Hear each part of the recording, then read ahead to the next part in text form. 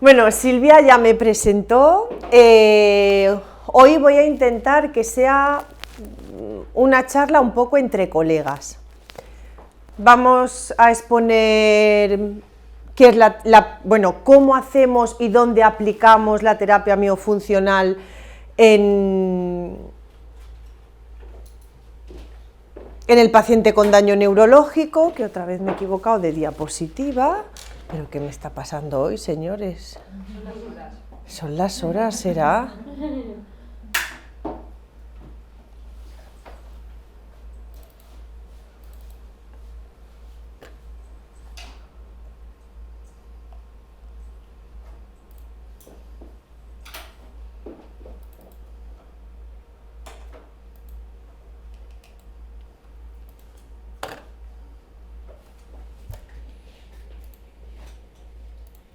Perdonadme, ¿eh?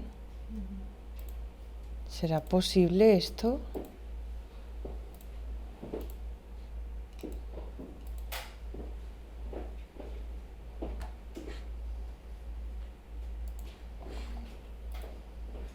¿A ti se te abre bien? Sí, lo tengo bien.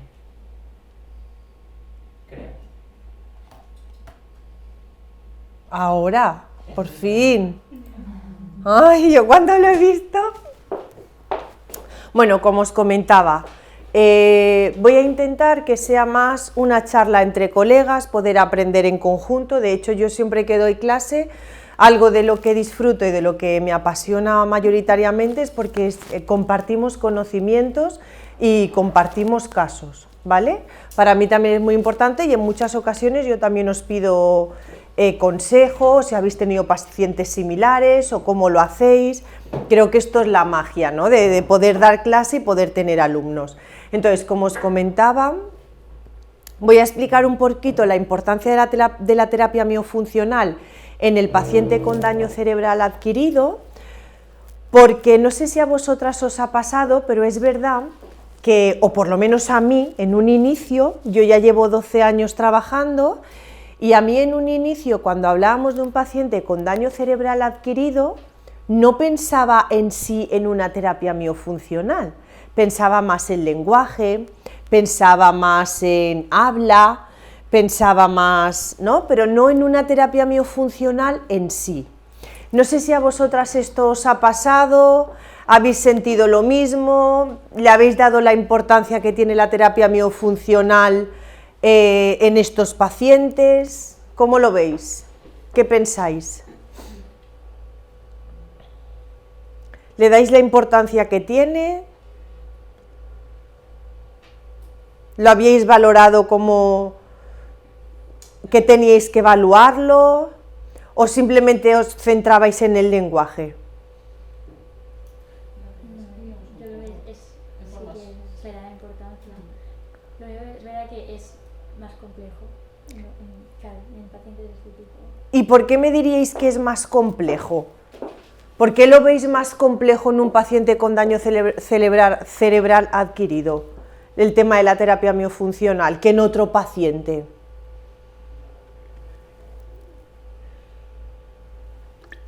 Porque la musculatura a nivel craneofacial se ve a lo mejor más afectada, ¿no? Sí, pero no porque esté más afectada lo tenemos que ver más complejo. ¿Vale? Eso también es uno de mis objetivos. Yo estuve dando aquí clase el domingo pasado en el máster y yo le comentaba esto a las compañeras, que no porque sea más complejo o me venga un caso más difícil, me tengo que ver como mucho más cohibida de ver cómo voy a poder trabajar esto. De alguna manera, cuando trabajo una cosa en concreto, bajo alguna puntualización la voy a trabajar para todos los pacientes más o menos igual o con muchas similitudes, solo que adaptándome al paciente, ¿vale?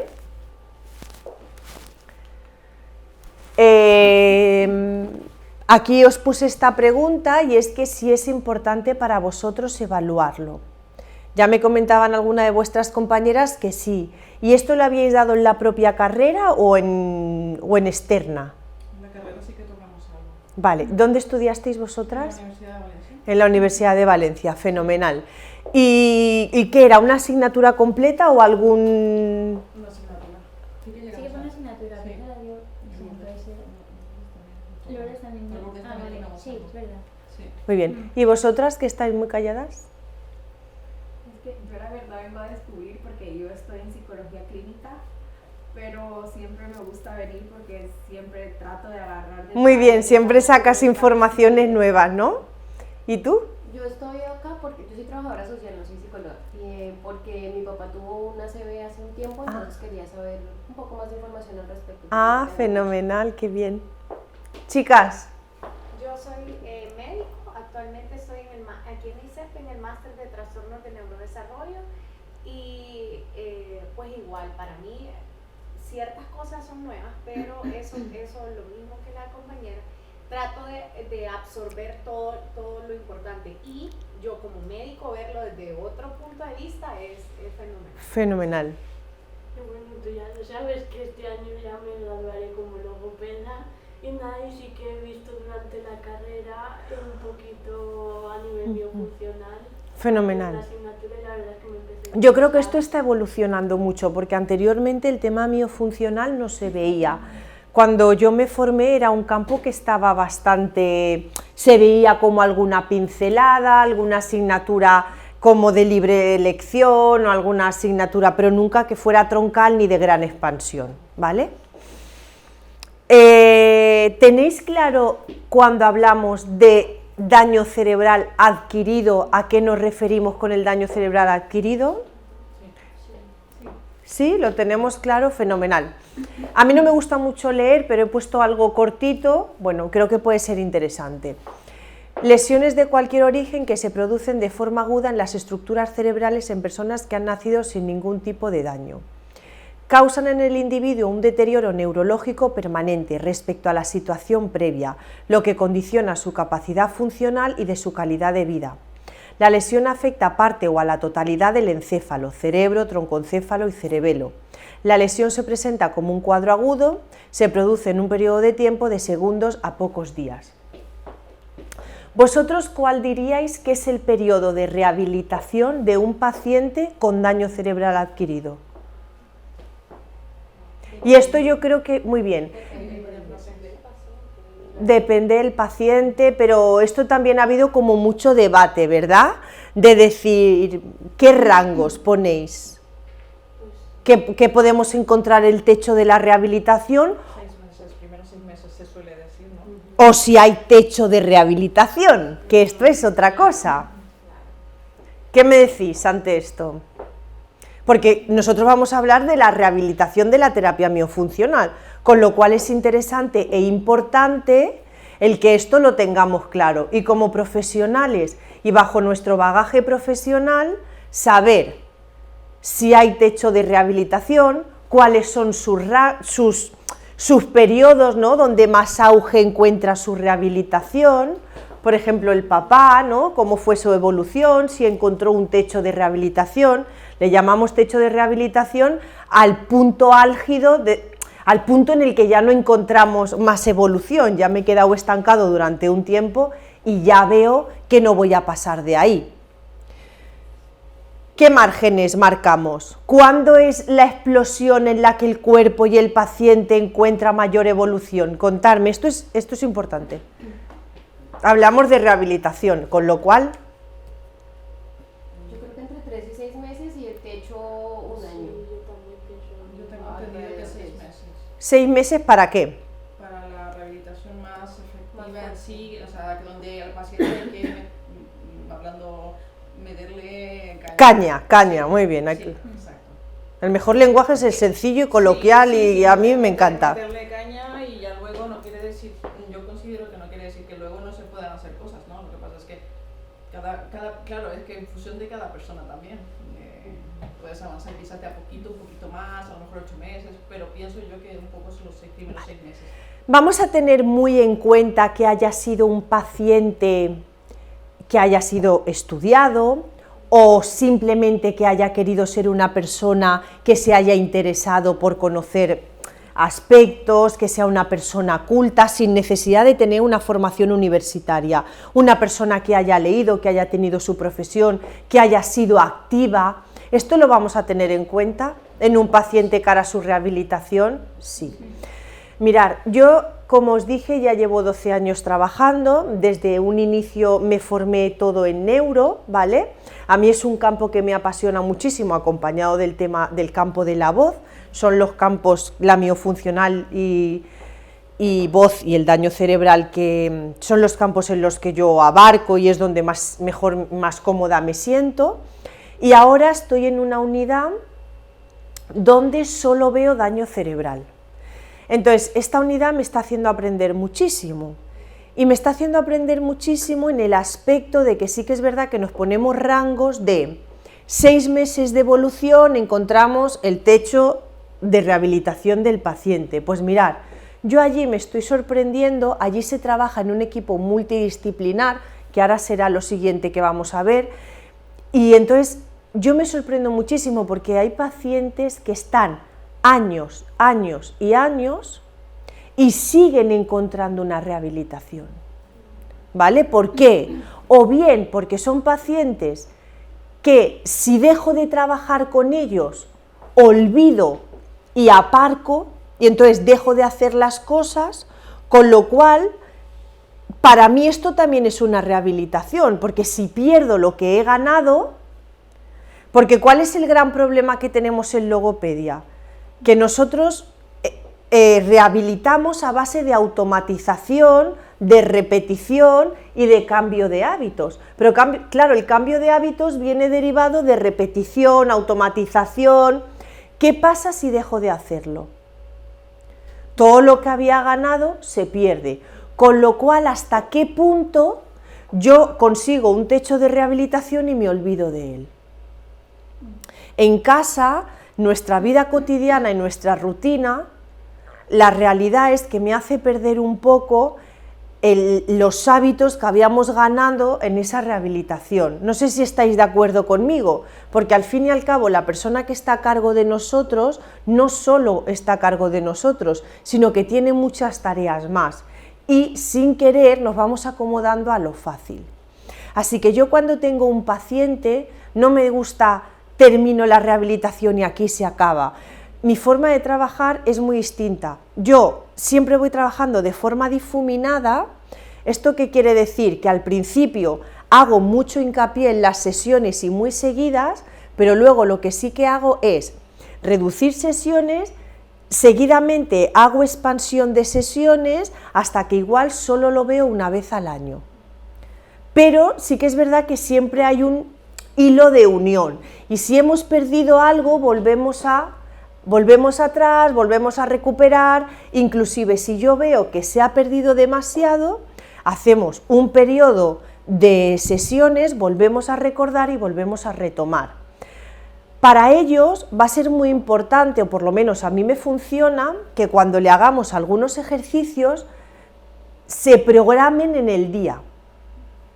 Me explico. Si yo le doy unos ejercicios y le digo, mire, es interesante que esto me lo haga, ¿no? Luego veremos ejercicios. Yo no le digo, es importante que esto me lo haga, no. A mí me gusta marcarles unos periodos de tiempo. Voy a asociarlo a desayuno y me pongo. Voy a asociarlo a, antes de salir por la tarde sé que tengo que hacerlo y sé que antes de cenar tengo que hacerlo. Si yo lo dejo ahí de manera vacua, termina el día y se nos ha pasado y no hemos hecho nada. Es como nosotros, tengo que hacer tantas cosas, pero acaba el día y dice, no me ha dado tiempo. Si por el contrario tengo una cita, voy. Mi forma de plantearlo sería de esta manera, ¿vale?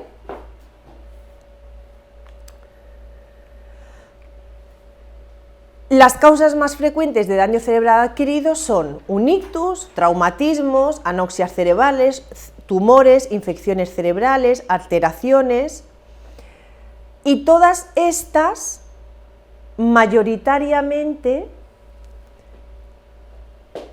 van a necesitar el 80% la rehabilitación de una terapia miofuncional, porque casi todas ellas cursan con un problema motor y con un problema muscular. Y mi cara está compuesta de muchísimos músculos. Y mi terapia miofuncional, su rehabilitación, se va a dar en esto, en la rehabilitación de esa musculatura. ¿Vale? También nos vamos a encontrar que vamos a tener muchos pacientes que debido a su hemiplegia o alguna afectación de algún nervio van a causar muchas parálisis. Las parálisis se van a trabajar con un trabajo miofuncional de por medio. ¿Vale? Los traumatismos cranoencefálicos, mayormente, ¿quién padece los traumatismos cranoencefálicos? El rango más alto, ¿quién lo tiene? ¿Los accidentes de qué? De coche, de moto. ¿Y dónde va el golpe? En la cabeza. ¿Vale? Si hay un golpe en la cabeza, la deformidad y la afectación va a existir. ¿Vale? Algo que estoy viendo muchísimo ahora son las infecciones. Yo, antes de estudiar todo eso, también hice un módulo en higiene bucodental. Por eso yo me adentro también mucho en este campo. No sé si estáis al día, y si no os lo digo yo, de que os pongáis a leer un poco de cómo afecta la infección de la boca a la hora de causar ictus.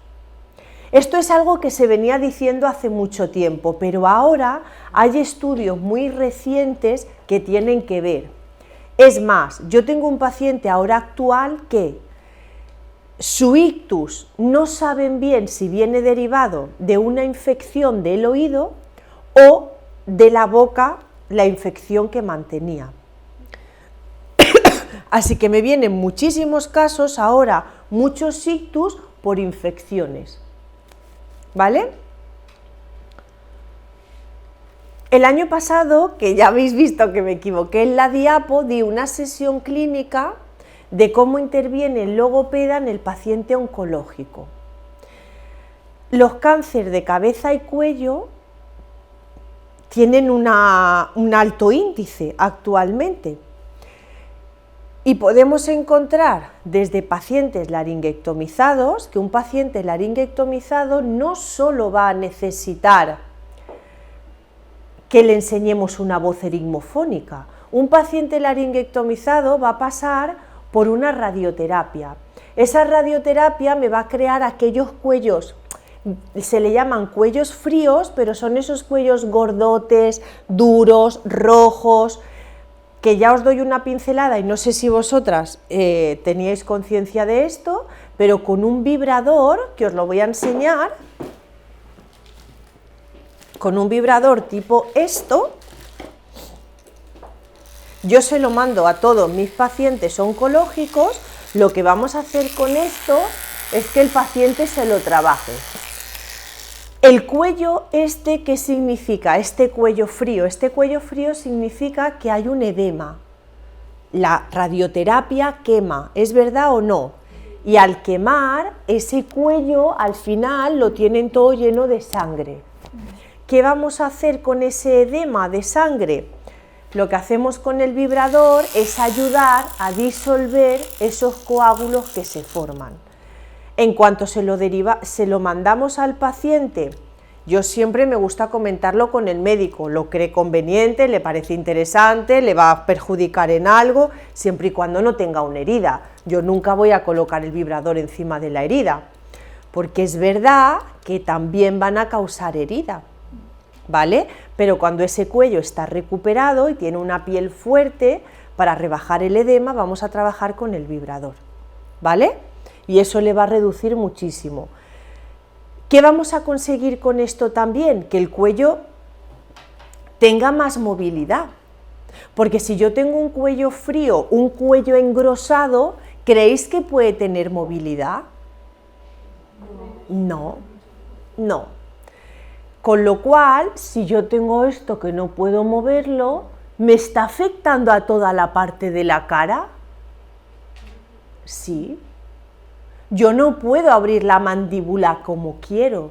De hecho, esas radiaciones afectan muchísimas veces, hablaría del 80 o el 90% de los casos, en afectación de la boca.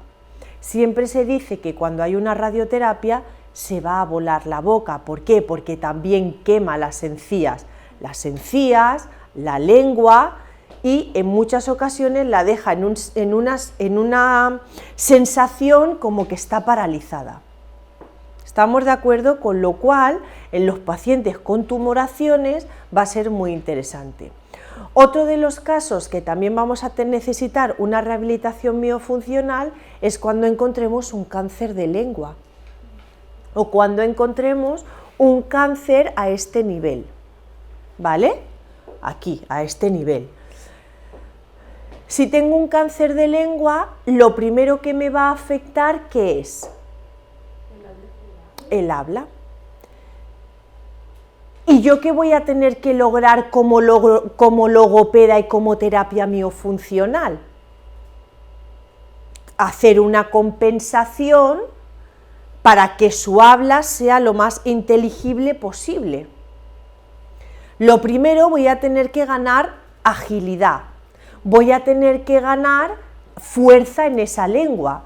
Y si en alguno de los casos me afecta al nervio, mi lengua se va a desviar hacia un lado, ¿es verdad o no? Con lo cual, mi línea media de la lengua ya no va a ser la misma.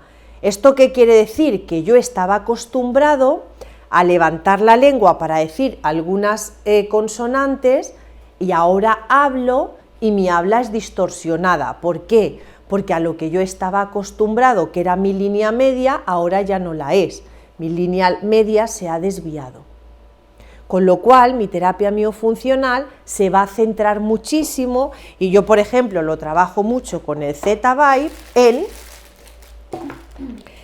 volver a recobrar esos puntos articulatorios y enseñar cuál va a ser ese punto para que ponga la lengua donde le toca.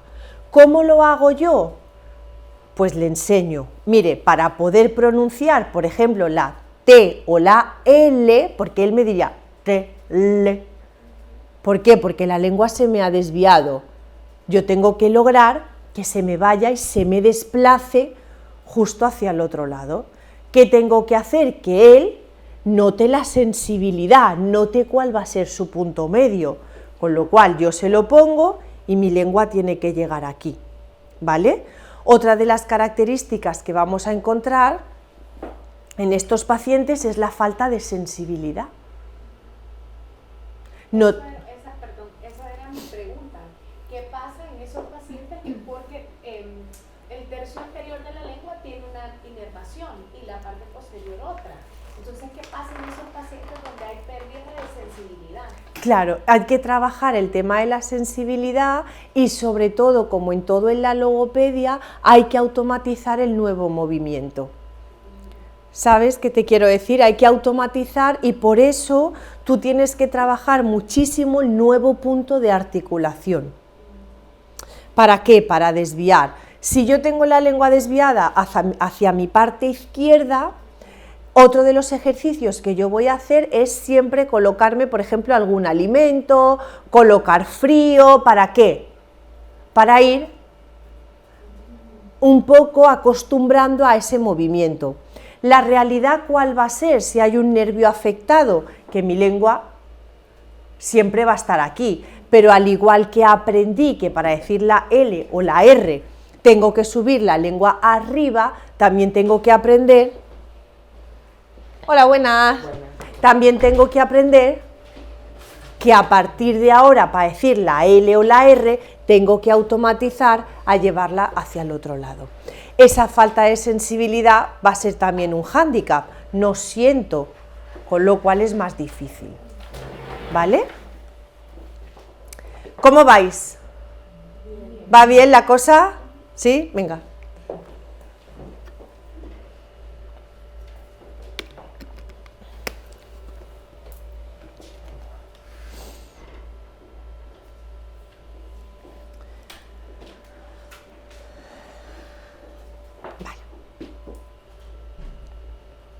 Estos son como los podemos reconocer en una historia clínica.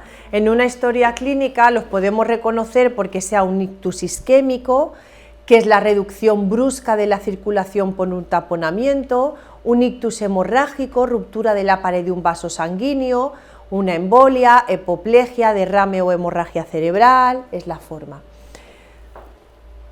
Para nosotros trabajar una terapia miofuncional vamos a necesitar, bueno, primero como logopeda y luego como terapia miofuncional, y esto ya dimos una pincelada anteriormente. Vamos a necesitar trabajar en un equipo multidisciplinar. Cuando se trabaja en un equipo multidisciplinar y el paciente pasa tantísimas horas en la unidad, por ejemplo en la unidad donde yo estoy actualmente, no solo le doy yo el feedback, sino que las compañeras, cuando hay una reunión, te piden cómo puedo hacer para que el paciente vaya automatizando. O sea, que no solo doy yo el feedback, sino que las compañeras también son conscientes de que tienen que ir recordando, ¿vale? Para mí, la forma de trabajar, yo no la concibo con estos pacientes de una manera que no sea individualizada. Estos pacientes mayoritariamente también tienen mucha pérdida de atención, con lo cual, si yo los junto en grupo, cuidado, yo estoy de acuerdo en alguna terapia en grupo, como puede ser de psicología, neuropsicología, y creo que la compañera en esto nos puede verificar o rebatir la respuesta o lo que quiera. Pero cuando se trabaja en una rehabilitación y en algo que él tiene que estar atento para crear nuevos patrones de actuación, creo que tiene que ser individualizado. Otra cosa es que a los pacientes su rango atencional no te va a pasar de media hora. Es verdad que si trabajas un rato más es porque te presentas, tienes una toma de contacto, son pacientes, la mayoría de ellos con una movilidad reducida, los tienes que ayudar, los tienes que acompañar, pero tú realmente, tu tiempo de trabajo, ¿en cuánto se va a quedar? Se va a quedar en media hora, inclusive en mucho menos, porque no aguantan, se cansan, tienen días, ¿vale? Pero eso va a entrar dentro de nuestra rehabilitación. La actuación debe ser rápida y nosotros sabemos que a día de hoy aquí la rehabilitación no es rápida.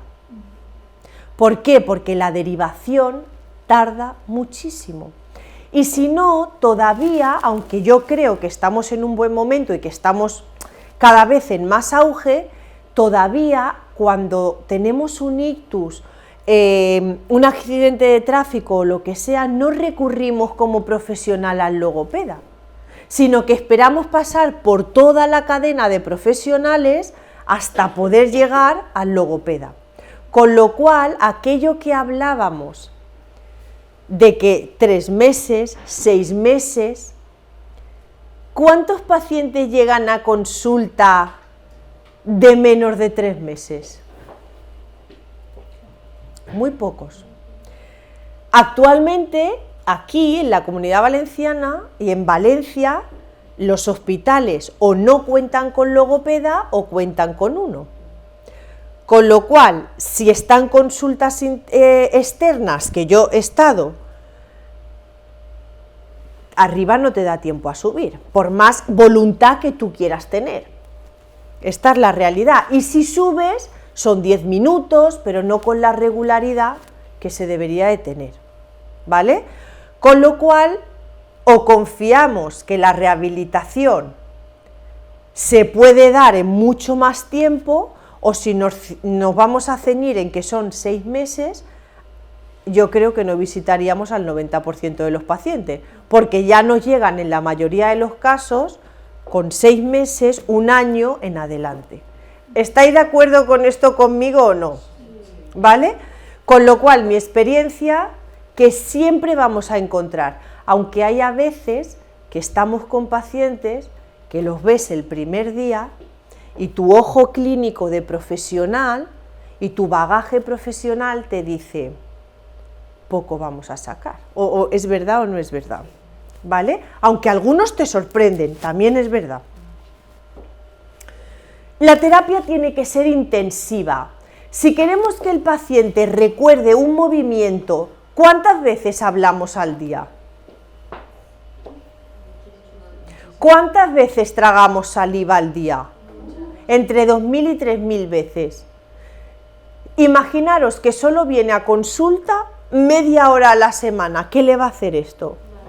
Absolutamente nada. Con lo cual, al inicio, mi terapia tiene que ser muy intensiva. Y yo esto me lo he planteado muchas veces, pero ¿por qué tiene que ser intensiva? Pues ni más ni menos porque nosotros creamos nuevos patrones. ¿Y cómo voy a crear nuevos patrones? A base de repetir, repetir, repetir, repetir, repetir y recordar. Por eso, siempre mi forma de rehabilitar es, al principio te doy mucha caña y luego vamos bajando. Pero al principio tú tienes que tener mucho recordatorio de lo que tienes que hacer, porque lo que queremos es que crees un nuevo movimiento. ¿Es así o no es así? Otra cosa importante va a ser el entorno familiar. Los pacientes con daño cerebral adquirido, o bien tengo una familia que se vuelca, o bien tengo una familia que lo aparca. No por intención mala, señores, no, yo siempre creo en la buena intención de la gente, pero tengo a mi marido, tengo a mi familiar que era muy activo y ahora de repente no puedo ni tener una conversación con él. Es que no puedo ni preguntarle si quiere comer lentejas mañana. O muchas veces a mí me dicen, es que no me puedo pelear con él. Un matrimonio al fin y al cabo o necesito esa vidilla que tú me das y no la tengo. Entonces, sin darme cuenta, es como, te trato como a un niño, te cambio, te doy de comer, pero ahí te tengo. No lo meto dentro de mi vida cotidiana. Por eso va a ser muy importante el entorno familiar, cómo se lo tomen y la capacidad que tengan de reacción hacia el tratamiento, hacia la forma de la rehabilitación. Y con ello los hábitos diarios. Otra cosa es el cuidador del paciente, porque muchas veces da esta situación en familias que tienen que marchar a trabajar. Es que hay que salir a trabajar, porque esto pasa en una casa y uno tiene que salir a trabajar, yo no puedo dejar de trabajar, ¿es verdad o no es verdad? Y está el cuidador.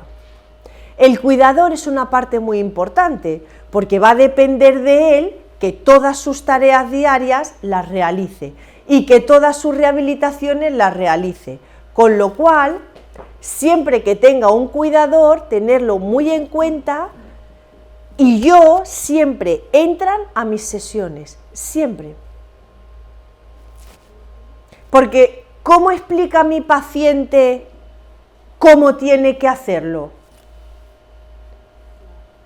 Tienen que entrar, tienen que ver, le tienes que explicar y le tienes que decir cómo hacerlo, ¿vale?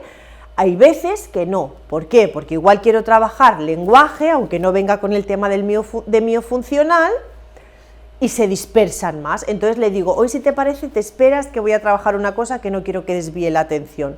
Pero si son cosas que quiero que haga en casa, tiene que entrar, ¿vale? Ahora sí que nos metemos de lleno ya en el tema de miofuncional. Y claro, cuando a mí me viene un paciente con daño cerebral adquirido, tengo que hacerle una evaluación. ¿Sí o no?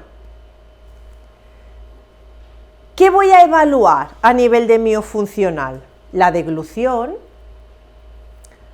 la articulación, pares craneales, si hay sialorrea o no hay sialorrea, y aquí entra muy importante el papel del odontólogo en trabajo con nosotros. ¿Os acordabais que yo os decía que hay muchos familiares que cuidan a su enfermo como un bebé, pero no se dan cuenta que lo tienen que tener en la vida, que tienen que integrarlo en una vida cotidiana. A estos pacientes, cuando les pasa esto, al 99,9%, mirad lo que hacen con las prótesis. Las guardan y al cajón. ¿Y cómo te vienen a consulta? Sin dientes. Con lo cual, que venga sin dientes, ¿qué va a favorecer? Una sialorrea. ¿Por qué? Porque va a decaer todo el labio. ¿Es verdad o no es verdad? ¿Qué hacen las prótesis dentarias también? Las prótesis dentarias lo que me hacen también es tonificar todo el orbicular del labio, porque me lo está manteniendo. Mirad, yo os dije que a mí el campo de la odontología, como también he trabajado mucho tiempo con ello, porque yo compaginé hasta que ya no podía más, porque me gustaba mucho.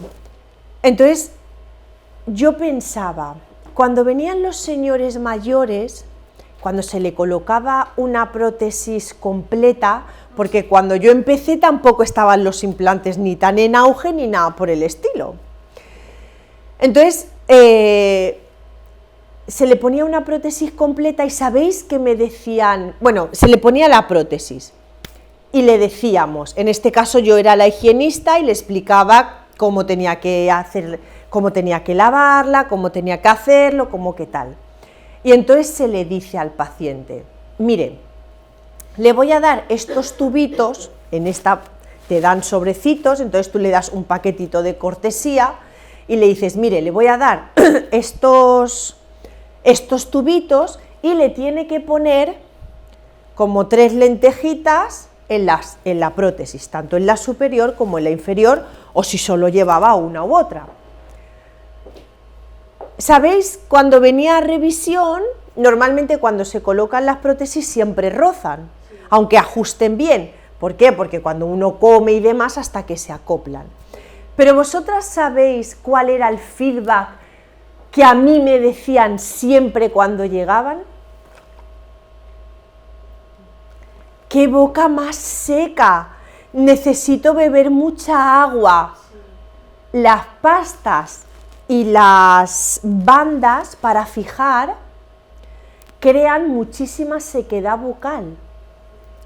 Entonces yo un día pensé, ¿sabéis que para la sialorrea, y si no lo sabéis, perdonad porque esto me da mucha rabia decirlo, para la sialorrea se puede pinchar botox para reducir, ¿vale? Pero tampoco esto se hace muy a menudo, ni en los hospitales públicos, ni nada, no es algo que se trabaje así a menudo. Y entonces yo pensé, aquí hay que buscar algo o ver qué cosas me pueden beneficiar.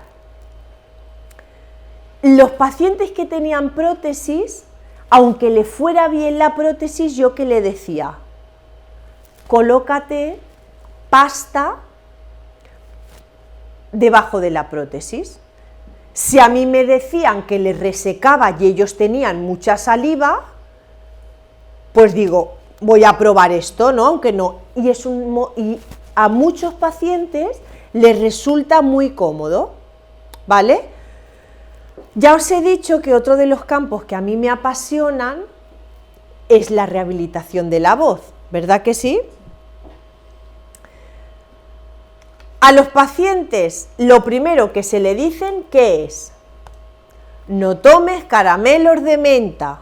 ¿Por qué? Porque la menta reseca. Uno piensa y ¿qué dice?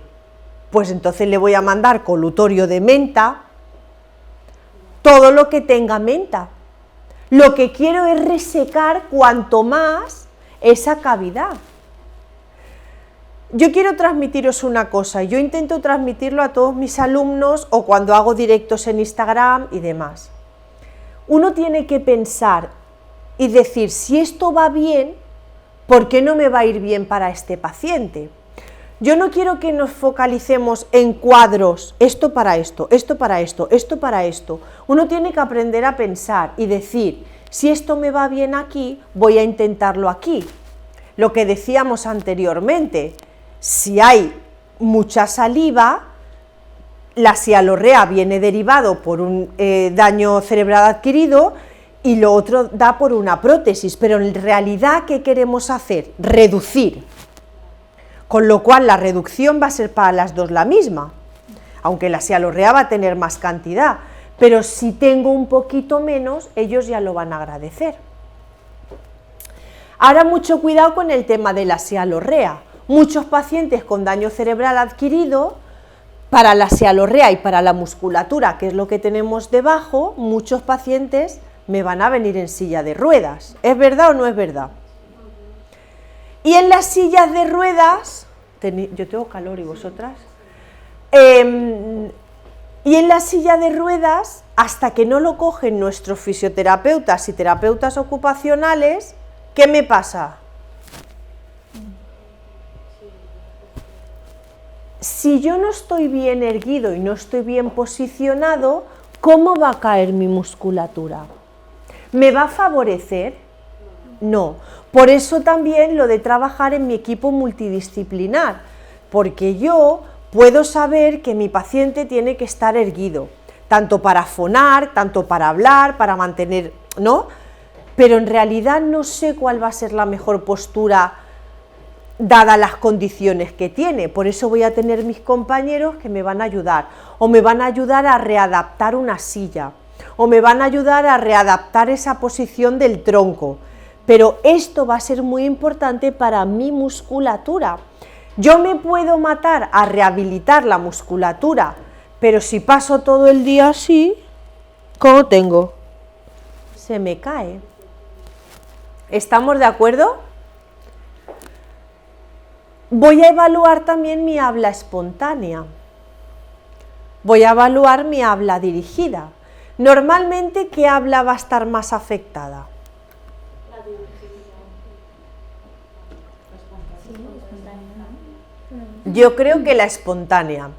Pero ahora vamos a hacer tú y yo un debate. ¿Por qué la dirigida? Ya lo he dicho antes, puedo aprender, y no es algo que yo no he pensado.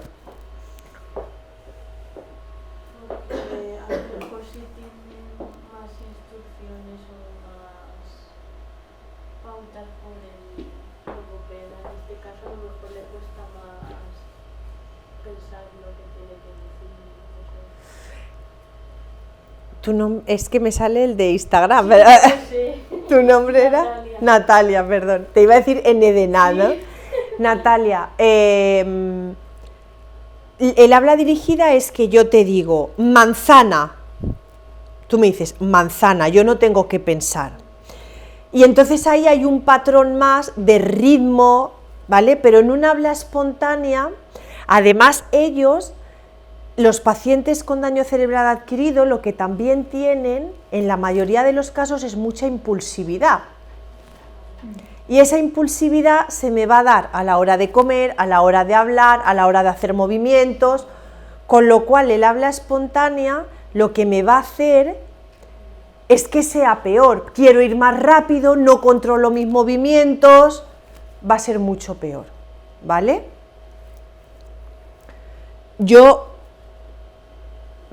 Todos los casos que yo he visto, mi habla espontánea es mucho más compleja. De hecho, la complejidad está en ellos, en reducir las emisiones que hacen. Y claro, es algo que nos cuesta muchísimo a todo el mundo. Yo estoy acostumbrado a hablar de una manera y cómo te digo que tú vayas a ralentizar. Aquí entra otra cosa en juego. Es que la gente con la que yo hable no se puede esperar. ¿Y por qué digo no se puede esperar? Porque si yo voy a la panadería, 7 detrás de ti hay más. Si yo voy a Mercadona, la cajera tiene 15 más. Así que la chica puede tener o el chico mucha voluntad, pero es que yo no me puedo detener. Con lo cual eso me efectúa más nerviosismo, más estrés, me habla mucho peor. ¿Vale? En este apartado también incluiríamos la falta de intencionalidad comunicativa, en el caso opuesto, aquellos pacientes que A ver, explícame eso mejor. tienden a hablar menos. Digo que si no, que no les hablas con habla dirigida, pregunta-respuesta, no suelen ellos iniciar una conversación, porque también yo he visto la otra parte. Sí, claro, también nos podemos encontrar sí, que mutismo, claro, como yo como yo me estoy enfocando mucho más a miofuncional, pero me puedo encontrar con pacientes que tenga como un mutismo, ¿vale?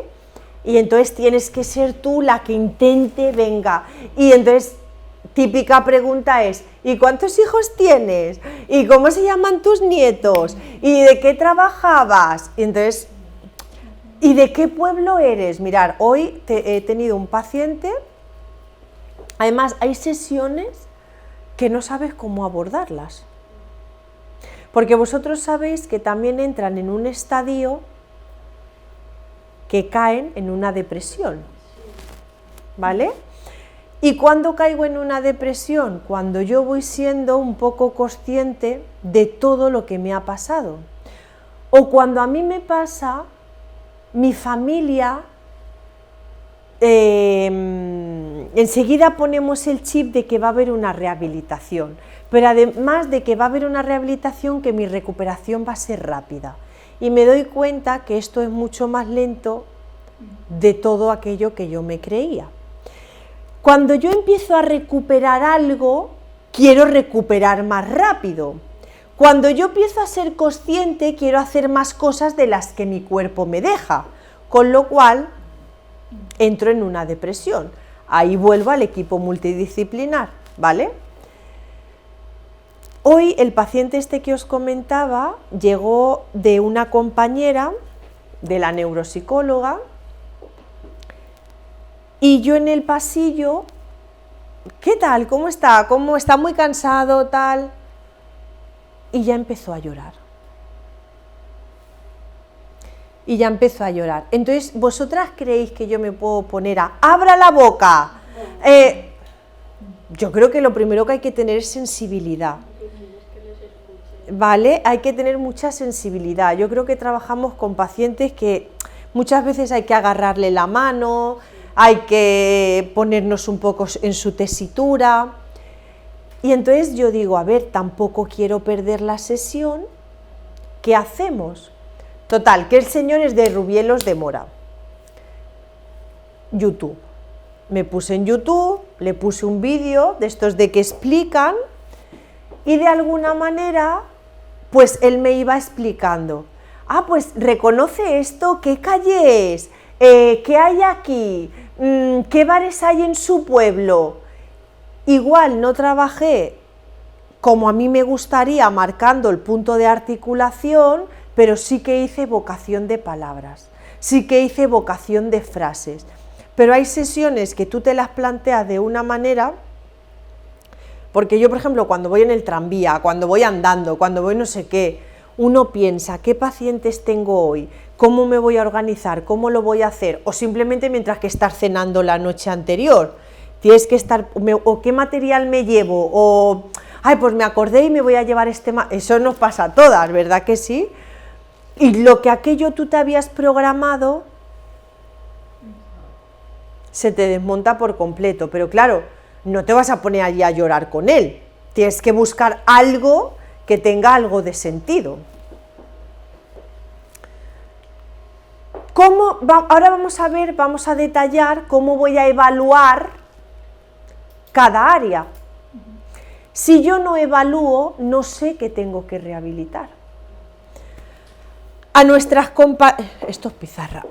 compañeras del máster, del módulo anterior, yo sé que muchas veces cuando tenéis un paciente delante, o un familiar, o bueno, la compañera médico, un paciente también, bueno, ¿y yo qué hago con esto? Es un síndrome que nunca he visto, es un ictus en un área que yo nunca he trabajado, es una señora que no sé por dónde adentrarle. Bueno, lo primero que voy a hacer es evaluar. ¿Cómo voy a sacar ese tratamiento? Pues bueno, fácil. Yo tengo mi evaluación, Y a partir de mi evaluación voy a ver qué está dañado, qué tengo que rehabilitar. Tengo que rehabilitar deglución, vale. Primero voy a hacer una valoración de la deglución, porque la deglución es vital su trabajo miofuncional. ¿Es así o no es así? Yo como degluto. ¿Cuál es una parte muy importante? Los labios para que mi comida no se salga. La lengua para que maneje el bolo de un lado para otro y sea capaz de hacer la inyección hacia adentro. A nivel mandibular para abrir y cerrar. A nivel muscular para poder triturar, tener fuerza. Con lo cual es muy importante. Y si tengo una disfagia, tengo que tener mi musculatura activa o modificarla para que no tengamos aspiraciones. ¿Cómo voy a evaluar una deglución? Con la prueba MEC, ¿vale? A mí me gusta muchísimo. Hace poco estuvimos aquí teniendo un curso de Álvaro Cepeda y él nos enseñó que también había otra forma de poder evaluar. Bueno, aprovecho para deciros que el día 2 vamos a hacer, yo organizo cursos también con una compañera y organizamos un curso de miofuncional el día 2, ¿vale? Con Nidia Zambrano, es un domingo entero, mañana y tarde, en mis redes sociales lo podéis ver, luego la pongo por si no me seguís, ¿vale? Entonces, ¿cómo voy a evaluarlo? Yo siempre lo evalúo con un MEC, con mi pulsiómetro, porque hay que ver muy bien si satura o no satura oxígeno, ¿vale? Importante. Ahora os lanzo otra pregunta. Para vosotras, ¿cuándo diríais que hay saturación de oxígeno?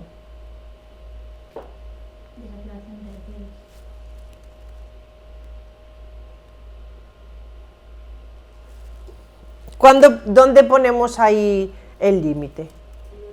Estamos en cuanto al uso del oxímetro.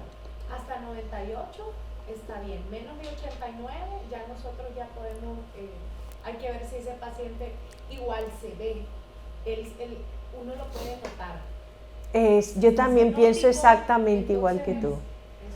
Mirar, yo he tenido una paciente con ELA que yo en 87 para mí deglutía bien. Hay días Claro.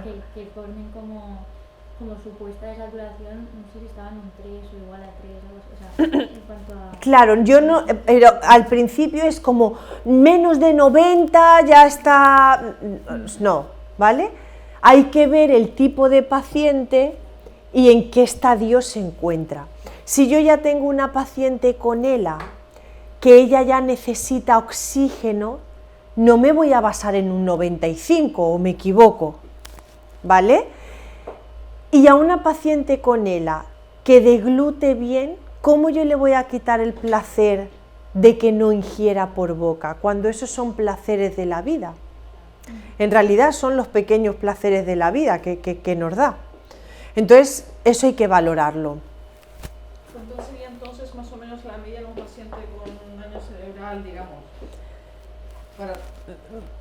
89, estamos en el rango de 90, 89, 88, pero... ¿Mínimo y máximo sería el máximo yo creo que lo podemos encontrar en... Hola, buenas. 98, 97, 99, por ahí estamos bien. Sí, claro.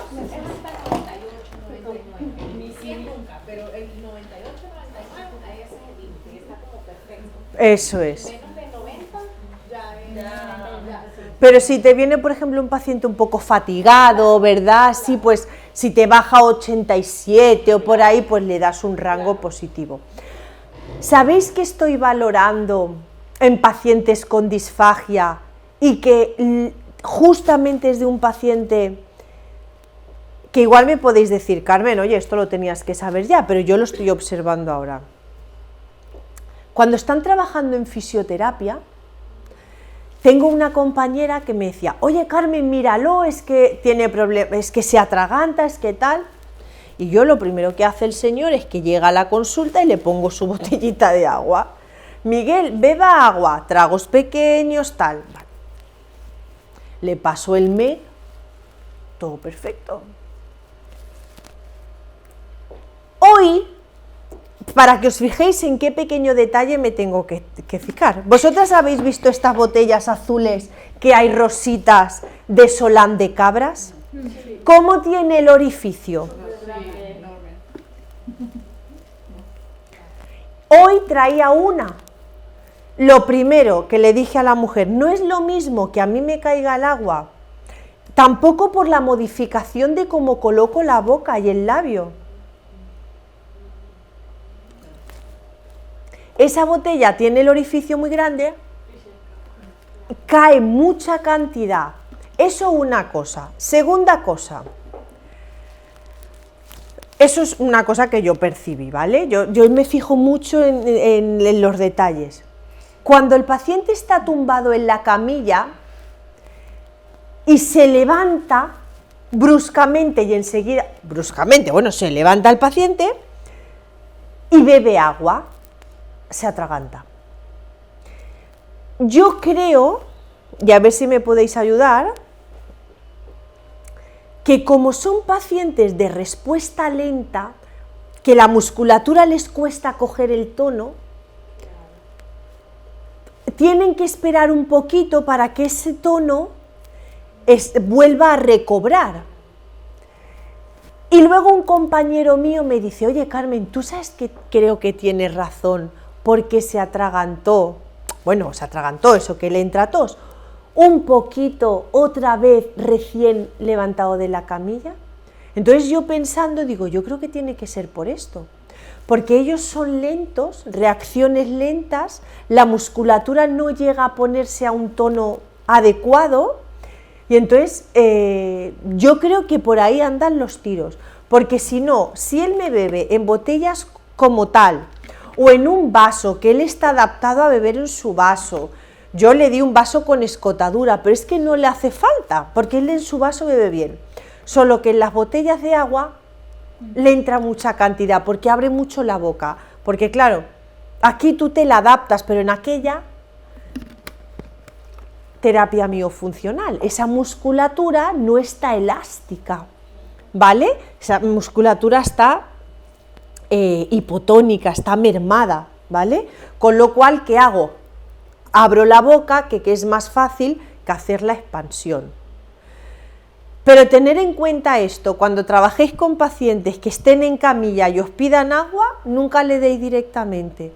¿Lo sabíais? Sí, ¿no? Es lo que todo lo vemos nosotros desde la raíz. Hay pacientes que pueden ser hipertónicos o lo contrario, hay con mucha hipotonía. Entonces, ¿qué pasa? En el caso de los pacientes con ictus, que puede ser por isquemia, cuando no hay irrigación, en la parte del cerebro, o por una hemorragia, siempre hay un área en la corteza que se lesiona, que la mayoría de las veces es la parte motora. Entonces, son esos pacientes donde son, en palabras que no, hipotónicos, ¿verdad? O lo contrario. Entonces sí hay que, es lo que mencionaba de la evaluación, evaluar. Si nosotros no sabemos lo que buscamos, no sabemos cómo lo vamos a ayudar. Claro. Entonces, pero sí se ven en ambos lados los pacientes hipertónicos y hipotónicos. Hay unos que quizás es como en la mitad, son neutros, por decirlo así, sí. Pero sí se ve mucho. Yo es que me causó, digo, esto hay que tenerlo muy en cuenta. O por ejemplo, estás haciendo en consulta ejercicios de respiración y el paciente te pide agua. Cuidado, ¿vale? Un consejo que os doy. Luego, muy importante para mí, el tema del volumen. Porque yo puedo encontrar un paciente que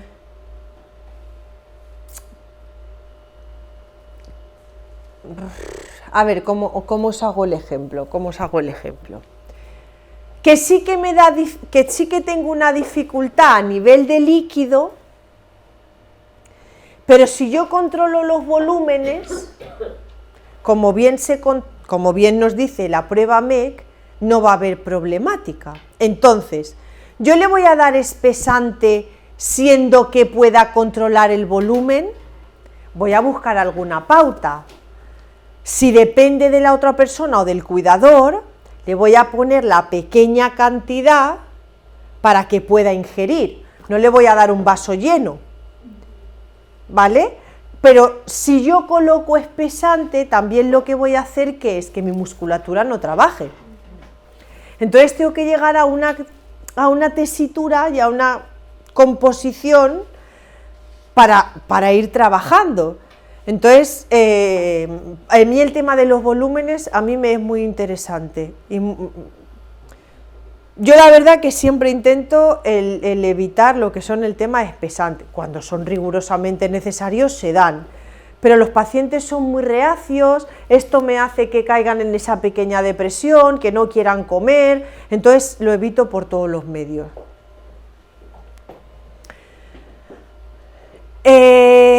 A la hora de evaluar articulación como tal,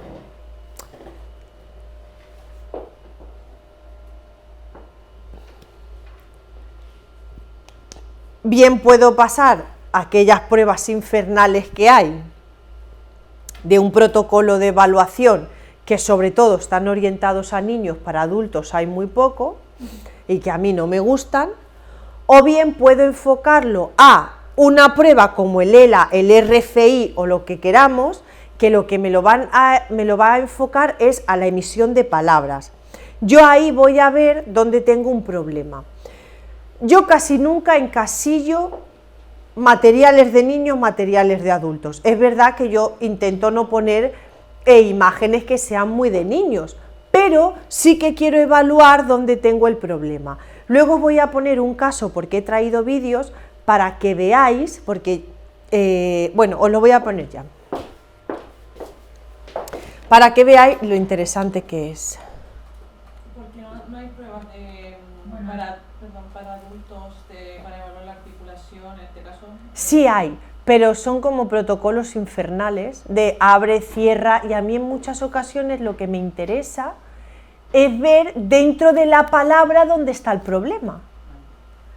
No de forma aislada, porque de forma aislada muchas veces lo voy a hacer bien, pero cuando lo integro dentro de la palabra es donde está el problema. Mirad, cuando tengo un problema articulatorio, imaginaros, en Navarra o en el este de Navarra, ya mezclo mucha N, L, R y ahí ya hay un batiburrillo que no se puede. Claro, entonces a mí me gusta integrarlo dentro de la propia palabra.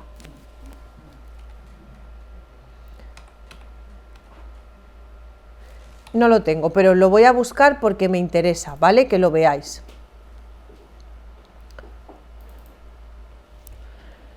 Luego a ver si nos pongo otros PowerPoints hasta llegar al correcto, como antes.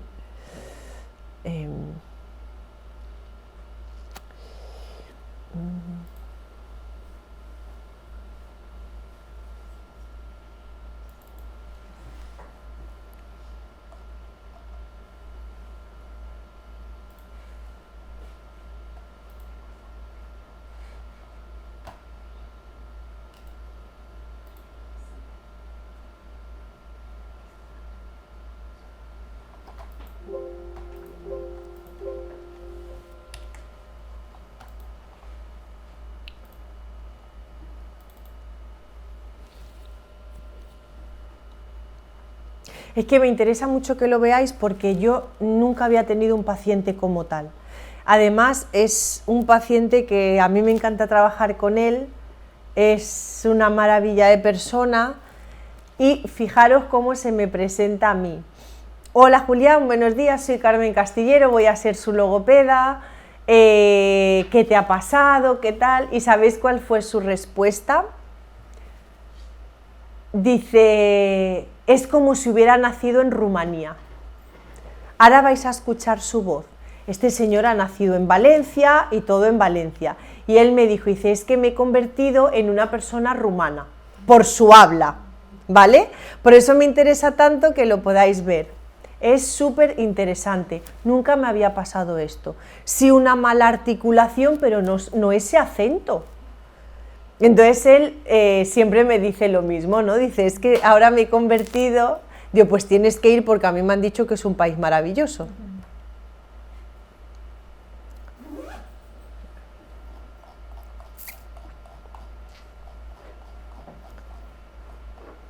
Vale, ya lo tengo.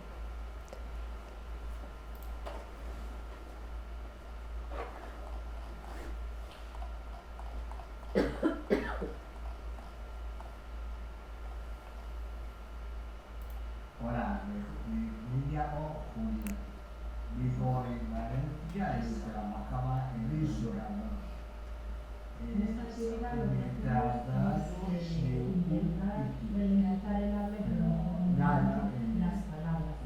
Ay, esperar que se están pasando dos vídeos a la vez.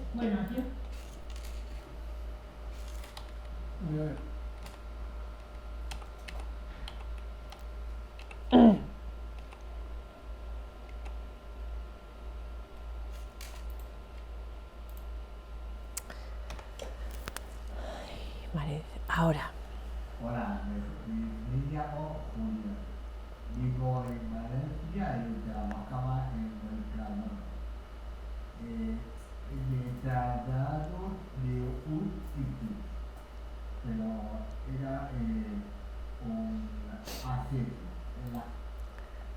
Nada. ¿Os acordáis que os decía el tema de los accesos, de las infecciones? Hablábamos de Julián. ¿Qué me decís de su voz? ¿Cómo se le ha quedado el habla? ¿Diríais que es una persona que ha nacido en Valencia? ¿Os habíais encontrado en algún caso de articulación de estas características? Yo creo que, yo me he encontrado siempre personas que tienen problemas articulatorios, pero no con esta acentuación. Es que para mí me parece súper curioso. Hola, y operado en ajuste. Isabel se tiene que complicar. Y ahora estoy con Carmen dando clases.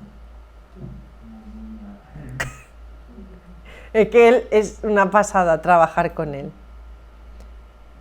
Entonces, mirad, aquí en lo que me planteo con Julián es, a ver si vosotras os lo hubierais planteado de la misma manera, ¿vale? Para evaluar articulación. Mi planteamiento fue, yo no sé cómo es vuestra destreza con un idioma que no domináis mucho, pero mi planteamiento es, yo cuando voy a hablar inglés, de alguna manera siempre me pongo nerviosa. Es como, un poco uno se pone así, ¿no? Como nervioso y tal. Y uno intenta darle una acentuación para que se parezca un poco más, ¿no? No sé si os pasa, si no con el inglés o con el francés o con... Le intenta dar esto un poco más exagerada. Y claro, yo pensé, ¿de qué manera puedo entrar a Julián? Porque ahí ya lo veis un poco, pero es que el tío era como, ¡hola! No sé, es que es muy difícil. Unas acentuaciones y unas... Bueno, y yo dije, lo primero que tenemos que hacer es, voy a trabajar frases enunciativas porque tengo que cortar estas entonaciones. Y luego...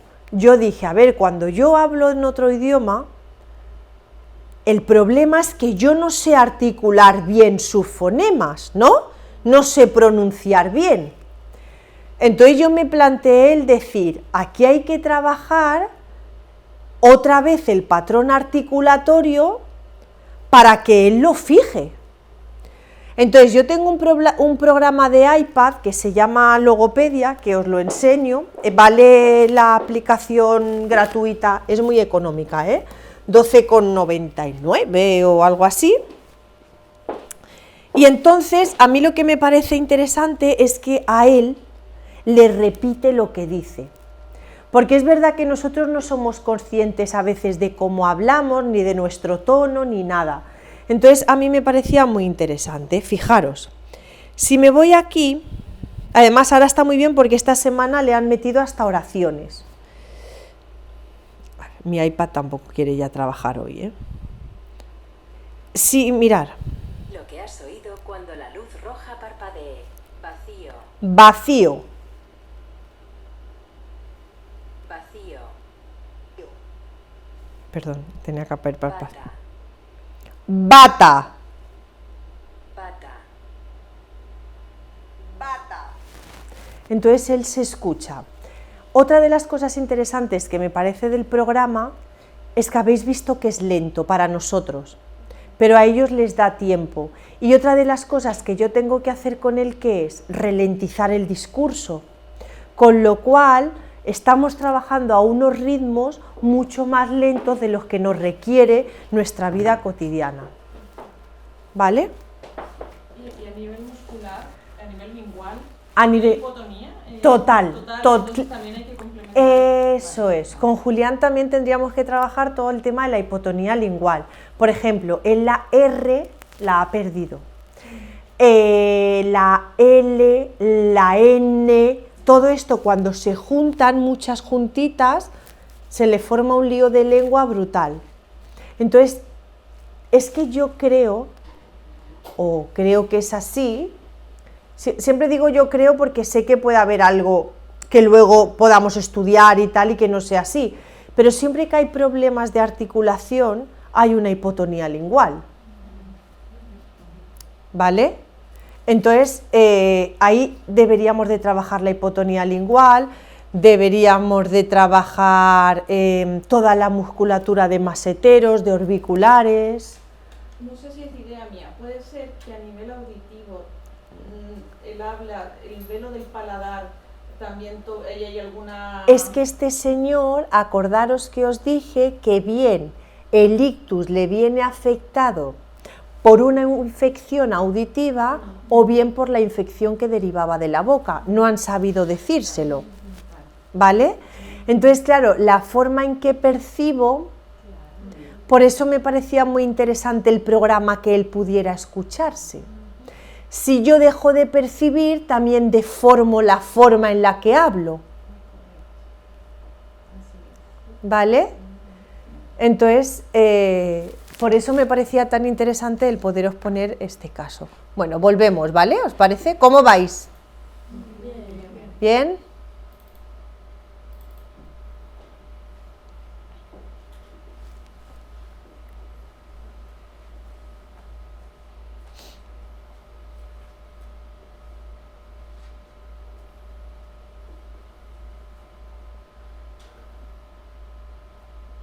Ahora vamos a ver casos clínicos y veremos cómo los llevaríamos a cabo, ¿eh? Qué tendríamos que trabajar y qué todo tendríamos que trabajar.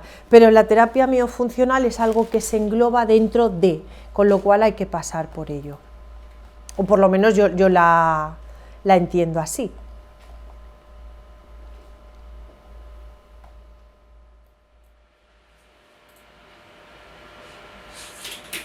Yo creo que él tiene su vida propia en el ordenador porque vamos. Bueno, la articulación, como os he dicho, por ejemplo, en este caso, o bien trabajo con mi iPad o con palabras aisladas, pero tenía que evaluarlo de alguna manera. Yo me di cuenta que él tenía una distorsión muy grande cuando juntaba NLR en el tema de los sinfones, y eso lo puedo ver muy bien en una prueba evaluativa, como es un RFI, como es un ELA, en fin, ¿vale? La que más nos guste, pero no lo voy a identificar o con niños o adultos. Voy a buscar lo que a mí me interese para ese paciente, ¿vale? O por lo que yo creo que él tiene esa afectación. Luego también va a ser muy importante que veamos qué afectación hay en pares craneales.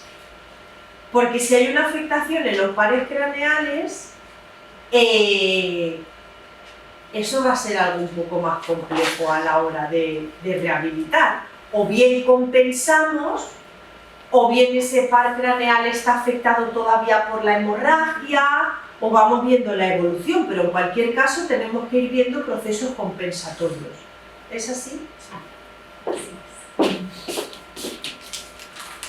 Mira, yo os he traído las páginas, perdón, con lo que nosotros evaluamos. Si queréis lo podéis ir pasando y ver de qué forma evaluamos al paciente. Ahí el PowerPoint nos lo han pasado, ¿verdad que no? Mañana lo paso y que os lo envíen. Tienen todo el mundo, tienen los datos, ¿verdad? Las últimas que os habéis apuntado y todo siguen teniendo vuestros datos. También os voy a pasar este protocolo que es para evaluar la musculatura. Ahora, si queréis, empezamos por aquí. Para evaluar la musculatura del paciente.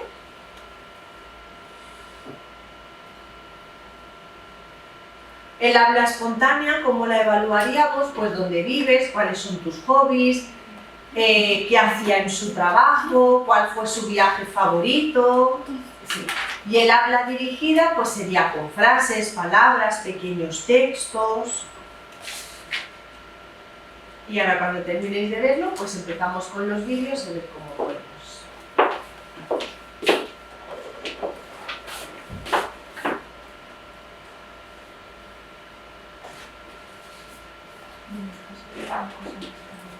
Acordaros de dejar todo el mundo el email y todo.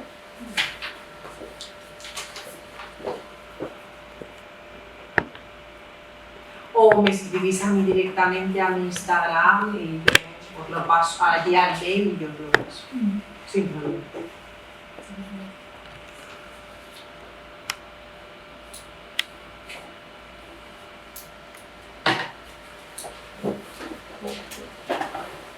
¿Cuál es el email? Logopedia Carmen Castillero.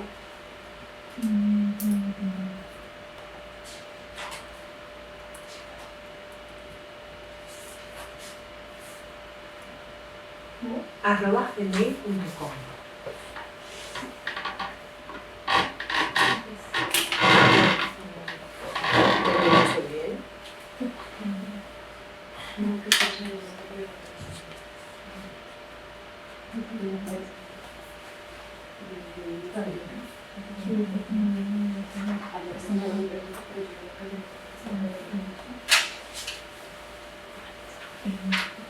¿Podemos seguir? Sí.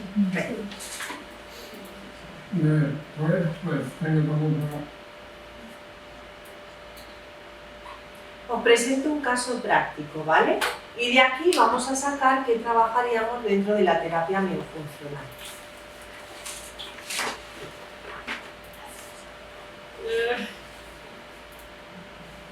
Bueno, aquí os presento a Agustín, que es el caso práctico que vamos a hacer. Él nos da permiso para poder poner el vídeo y entonces él se va a presentar un poquito, cómo se llama, cuál es su enfermedad y por qué viene aquí a la consulta de logopedia. Llevamos algunas sesiones, pero simplemente han sido la evolución y a partir de ahora es cuando vamos a empezar a intervenir. Agustín, cuéntanos un poco. Bueno, estoy muy bien, estamos en la ingeniería. Hemos trabajado sobre la laboral, que es la torsión idiopática. Distonía de torsión idiopática. Más o menos aproximadamente a Fijaros cómo lleva los electrodos cerebrales. Esto se los pusieron para intentar reducir un poco el movimiento. Porque dentro de nuestro favor hay muchas palabras pronunciadas bien. Ellos casi siempre van a identificar el habla con la voz. Después, pues tengo también problemas ahora de comer, pero disfraje. ¿Veis cómo se nota la voz? A vocalizar algunas palabras que no saben cómo y así. Cuando estamos haciendo los ejercicios, o caso hablando de espera.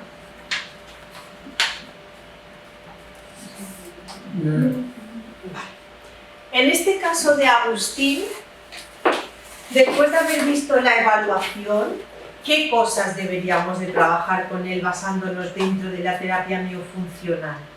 ¿qué deberíamos de trabajar con él? La articulación, ¿no? La articulación. Pero la articulación siempre va a venir desencadenada por cómo tenga la musculatura. Una hipertonía. Eso es. ¿Vale? La articulación, ok. Pero cuando yo vaya a rehabilitar, si a mí lo primero que me surge es la articulación, y con la articulación el habla, ¿es así? Ya indirectamente me va a estar diciendo que también voy a tener que trabajar la musculatura. A nivel de articulación, ¿dónde veis que tiene el problema? ¿Qué le pasa para que no pueda articular bien? Tiene poca apertura, no abre mucho la boca. Vale, fenomenal. ¿Qué más? Y entonces, si hay poca apertura,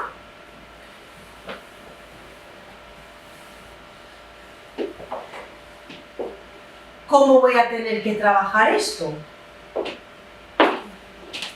La poca apertura, ¿cómo vamos a intentar conseguir trabajarla?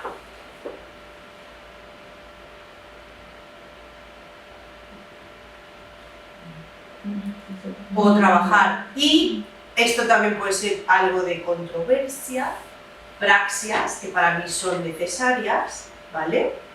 Son necesarias trabajadas de una manera correcta, ¿vale? Lo que no estoy es 45 minutos trabajando praxias, pero sí que trabajo praxias cuando es necesario.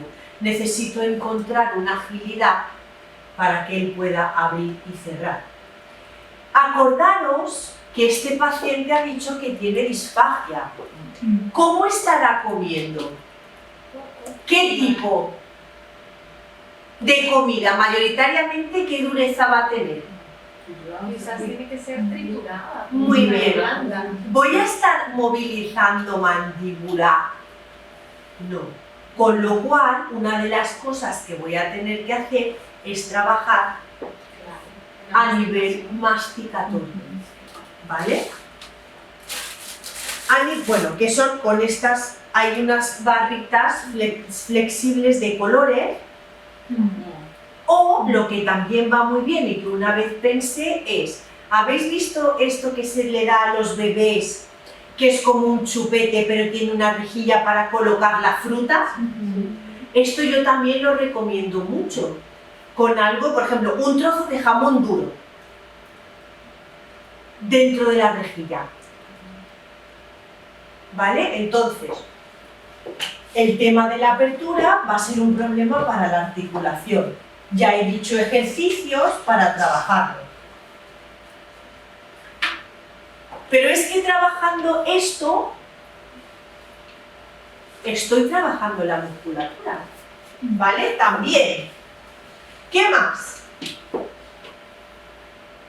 Una pregunta, si el paciente sabes que está comiendo triturados debido a su postura y, bueno, y la propia, ¿cómo en el momento en que vas a comenzar con unas consistencias un poco más sólidas, tendrás que ir progresivamente porque no sabes realmente cómo tragar ante esa postura? Siempre se va de una forma gradual. Siempre se va de una manera gradual. Por ejemplo, tomando una tortillita francesa, tomando una berenjenita al microondas, que es muy blandito, tomando un quesito blanco, tomando una patatita al microondas, tomando un pescadito hervido. Siempre se va generando más dureza al alimento. ¿Previo a eso sí que pasa sueñme o no? Es que, por ejemplo, este tipo de pacientes que están, o sea, que mueven mucho la cabeza momentáneamente, para ese tipo de... O sea, ese tipo de pruebas, como más... Para el MEC. Sí, ¿no? O sea, digo, que para mí... Sí, no, pero se le tiene que pasar igual, ¿vale?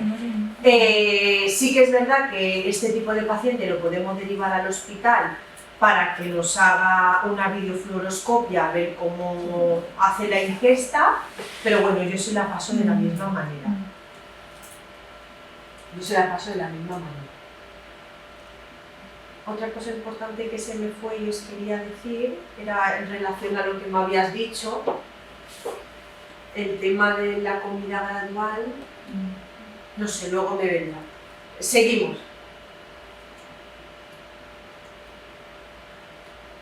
Nos hemos quedado también con el tema de la musculatura, pero esa musculatura de este paciente, ¿cómo es? Pero acordaros de que la musculatura la podemos encontrar de dos maneras. Y no significa que mi musculatura externa, y si no aquí nuestra compañera médico que nos rectifique, que nuestra musculatura externa sea hipertónica para que mi lengua sea hipotónica. Que esto se me da en muchísimos casos. Con lo cual, toda esta región, ¿cómo la voy a tener que trabajar? A base de relajación, de trabajo muscular, de derivar a mi compañero el fisioterapeuta, de controlar las posturas, ¿vale?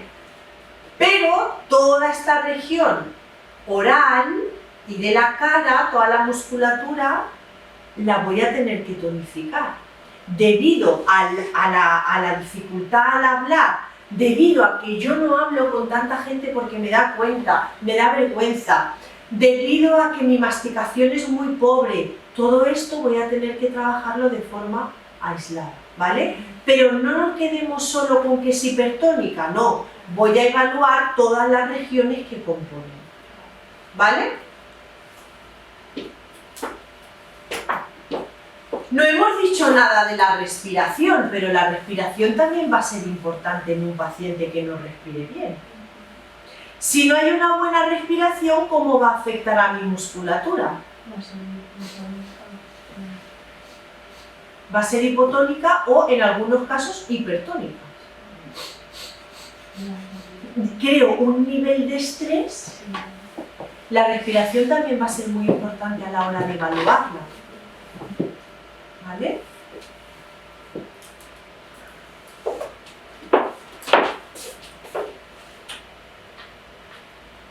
Os pongo otro caso, ¿os parece? Bueno, Antonio, yo voy a colocarte el Zetaval, vamos a morder, iremos de un lado al otro lado de la boca, ¿vale? Poco a poco yo lo iré moviendo y tú irás mordiendo a la par que yo lo voy moviendo, ¿vale? Bien. Por ejemplo, este aparato de Zetaval para la masticación también funciona muy bien.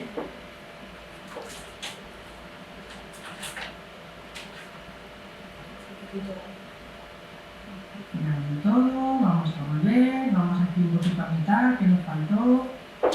Aquí, seguimos, apriete bien fuerte, seguimos, seguimos. ¿Cómo veis a este señor? Tiene muy poquita apertura. Muy poquita apertura. Este señor, ¿por qué creéis que puede tener también esa poquita apertura? Un poco por lo mismo. ¿Vale? Aparte que tiene la boquita muy pequeña, son personas que de alguna manera dejan de hablar mucho con la gente, se aíslan, la musculatura se va mermando. Y luego, fijaros, os voy a volver a poner el vídeo, la dentadura, y además, fijaros muy bien en la lengua. Ese señor tiene un engrosamiento de lengua que es muy difícil articular, ¿vale? Tiene una lengua muy gruesa. Casi una pregunta. Es que te lo digo porque me acaba de surgir. Durante el máster en funcional que estoy haciendo, Sí. ¿vale? Nos están enseñando técnicas de pues, el stretching global, vida manipulantes, hasta qué punto nosotros en sesión podemos tocarle al paciente, porque claro, si después es el fisioterapeuta el que se encarga de otras áreas. Pues mirad, yo os doy mi forma de hacerlo, que eso no significa que siempre se tenga que hacer así, ¿vale? Pero yo, por ejemplo, para mí me encantan las sesiones que hacen, ¿Por qué? Porque yo tengo que reconocer en qué campos ellos trabajan y qué campos compartimos en común. Pero si yo no tengo una formación muy complementada a nivel de osteopatía o muy complementada a nivel de fisioterapia, me voy a librar mucho de tocar, porque le puedo hacer mucho daño al paciente, con lo cual, si yo reconozco lo que le pasa, le puedo hacer mi nota a mi compañero de confianza y derivo. Ruego, por favor, pueda valorarme esta musculatura que está afectando en mi deglución, por ejemplo. Pero yo, como no en mi campo en el que yo estoy realmente formada en la osteopatía ni en fisioterapia, yo nunca tocaría. Una cosa es la relajación de cabeza, cuello, arriba, abajo, a un lado o a otro, y otra cosa muy diferente es que yo me meta a manipular. Claro, es que como nos lo están enseñando, por eso me surge la Claro, idea. pero Natalia, vamos, durante el periodo de nuestro aprendizaje y de nuestra vida vamos a aprender muchas cosas. Pero luego hay que saber en qué cosas yo realmente estoy especializada y en qué cosas yo realmente domino. Esto me va a dar mucha capacidad para yo saber, pues mira, le pasa esto a este paciente, lo veo extremadamente necesario que vaya al fisioterapeuta, porque va a ser necesario. ¿Vale? Pero yo como tal no tocaría. ¿Vale? Pero eso no significa que vosotras, cada uno tiene su criterio profesional. Vuelvo a ponerlo y os fijáis en la lengua que tiene, ¿vale? Y en la dificultad que me puede ocasionar. ¿Y cómo voy a poder paliar esto? Alguna solución tengo que darme. Bueno, Antonio, yo voy a colocarte el Z-Bite, vamos a morder, iremos de un lado al otro lado de la boca, ¿vale? Poco a poco yo lo iré moviendo y tú irás mordiendo a la par que yo lo voy moviendo, ¿vale? Venga. Bien. No sé si puede. Que no se aprecia mucho, tenéis razón.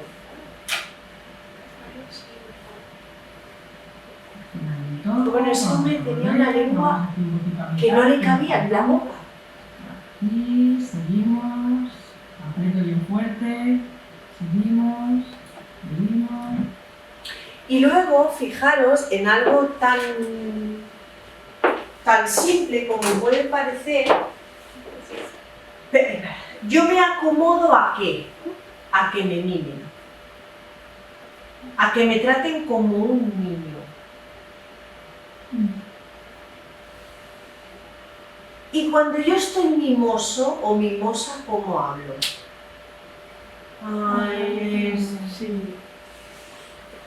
Y eso va creando un patrón. Y eso no hace que favorezca, ¿vale? Y a todos estos pacientes les acaba pasando. También va a depender mucho la actitud que tengan, ¿vale? Así que este señor, como os comentaba, tenía una macroglosia muy característica. Entonces, una de las cosas que trabajé mucho con él, en la sensibilidad de la lengua, el tema de poder afinarla un poquito, de que él pudiera colocar una posición, porque su posición original era esta. Yo no puedo articular de esta manera. También. Yo no puedo articular de esta manera. Entonces, mucho de mi trabajo se focalizó en poder trabajar esa lengua. Por ejemplo, con el Z-Bite se puede trabajar todo lo que es comisuras de la lengua para poder ir trabajando y poder afinarla, ¿vale? Por lo menos crearle esa sensibilidad.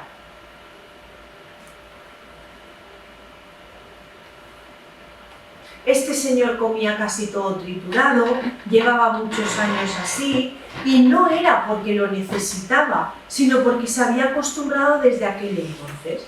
Y entonces era un hábito. Una de las cosas que tuvimos que hacer es quitar ese hábito.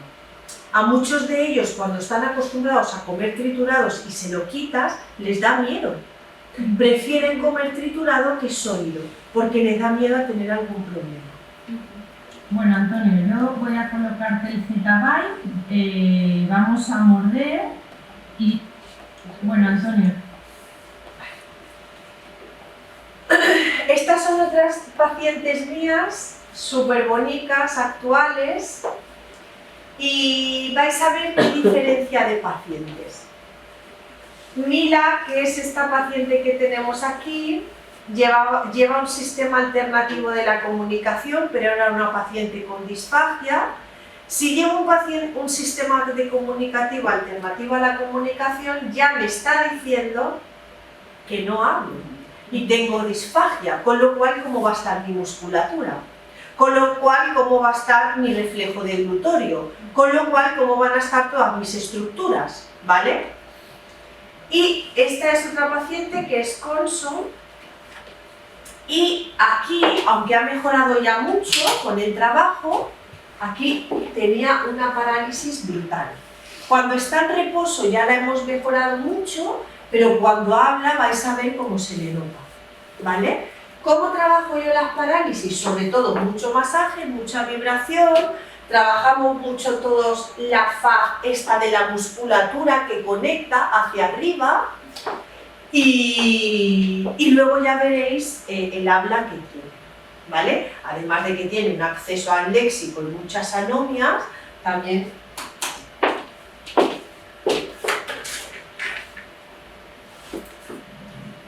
Os presento a dos pacientes mías de la unidad de daño. Las dos han sufrido un daño neurológico, un ictus, y Mila, que es la ya estaba súper contenta. Con el suéter gris. Estamos trabajando con ella de hace varios meses, trabajar en la tablet con Lemniton para una comunicación alternativa. Por el contrario, Conso, también llevamos con ella trabajando aproximadamente un mes, y con ella sí que queremos trabajar muchísimo el habla. También os daré un dato que estamos trabajando en una parálisis que le causó, que le hemos mejorado muchísimo, y ahora tenemos que trabajar muchísimo tanto la apraxia como el patrón articulatorio. Hoy estamos haciendo una sesión doble donde vamos a utilizar esta situación para que Conso le vaya diciendo una receta a Mila, y así Mila va practicando en su sistema de comunicación alternativo, que como os dije es el Lemniton. Escuchadme. Os presento. Hay veces que te surgen situaciones que yo a estas señoras nunca las contaría. Pero una compañera se pone malita, surge cualquier cosa y no le vas a decir a la paciente que no venga. Porque mover pacientes como tales conlleva mover ambulancias, conlleva mover cuidador, conlleva mover... Entonces, antes de que se vaya a su casa, dices, voy a plantearme algo para poder hacer algo de rehabilitación. Pero fijaros qué casos más diferentes. Mila, que es la señora de gris, necesita un sistema alternativo de comunicación, aunque va haciendo alguna evocación, y Conso, dentro de sus dificultades, pero ella va emitiendo, ¿vale? Entonces yo me planteo, digo, pues como yo quiero conseguir con Conso, que es la señora del chándal rosa, que emita y articule, y quiero conseguir con Mila que trabaje el sistema de comunicación, ¿qué hago? Que Conso emite y Mila lo que hace es que lo pasa a su sistema de comunicación. Hay que buscarle ideas donde no las hay, ¿vale? Para poder sacar algo productivo.